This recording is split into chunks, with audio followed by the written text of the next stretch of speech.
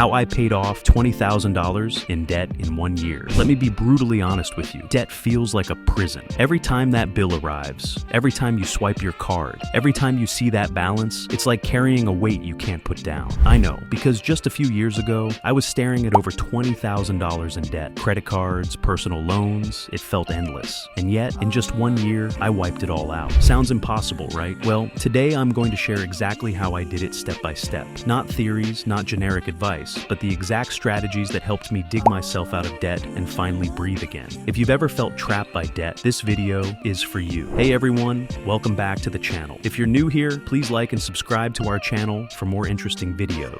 I help people master their money, destroy debt, and build financial freedom. In this video, I'm telling you the raw, unfiltered truth about how I paid off $20,000 of debt in just 1 year. I'll walk you through the exact moves I made, the sacrifices, the mindset shifts, and the practical systems I used. And by the end, you'll have a clear roadmap that you can use to tackle your own debt, no matter how overwhelming it feels right now. Step 1. Facing the numbers head on. The first and hardest step was admitting how deep I was in. For months, I ignored minimum payments, avoiding statements, convincing myself it wasn't that bad. But one day I wrote everything down. Every credit card, every loan, every interest rate. The total, $20,000. That number hit me like a punch to the stomach. But here's the truth. You can't fix what you won't face. Once I knew the real number, I had something to fight against. Awareness is the first step to freedom. Step 2. Building a bare bones budget. I created what I called a bare bones budget. I stripped my spending down to the essentials. Rent, groceries,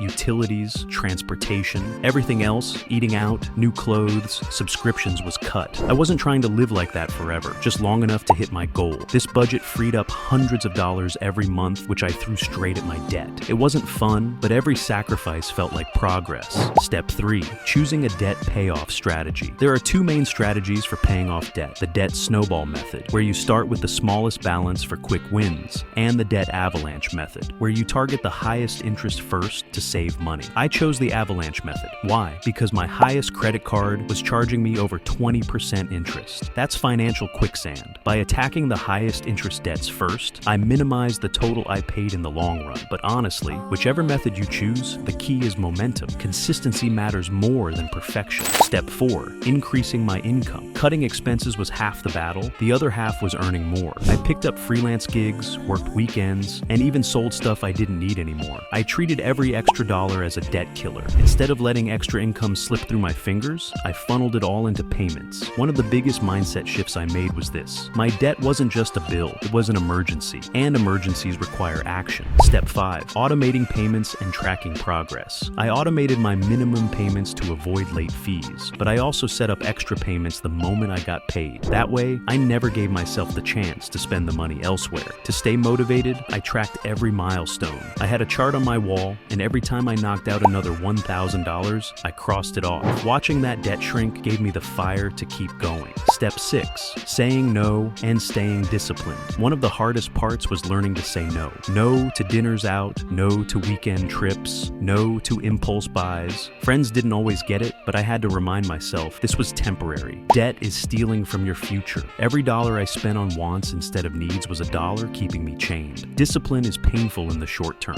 but freedom is worth it. Step 7. Celebrating small wins without spending. I made a rule for myself. Celebrate progress, but not with money. Instead of buying something new, I celebrated by spending time with friends, taking a walk, or watching my favorite movie at home. Those small moments of joy kept me motivated without derailing my progress. You need balance, but you also need boundaries. The turning point. Halfway through the year, something amazing happened. At first, it felt like every dollar barely made a dent, but after a few months, the balances started to drop quickly. My credit score improved, interest charges got smaller, and I finally felt in control. By the end of the year, the last payment cleared. I was debt-free. No chains, no stress, no sleepless nights wondering how I'd make it. Just freedom. Lessons learned. Looking back, here are the biggest lessons I learned from paying off $20,000 in debt. Awareness is power. You can't change what you won't face. Sacrifice is temporary, but freedom is forever. You need both offense and defense to cut expenses and earn more. Momentum matters. Every small step compounds. Debt doesn't define you. It's just a chapter, not your whole story. If I can do it, so can you. So that's how I paid off $20,000 in 1 year. It wasn't easy, it wasn't glamorous, and it definitely wasn't fun all the time. time, but it was worth it. Today, instead of sending hundreds of dollars to banks every month, I invest that money in my future. And that's what I want for you too. If you're in debt right now, I want you to know this. You are not stuck.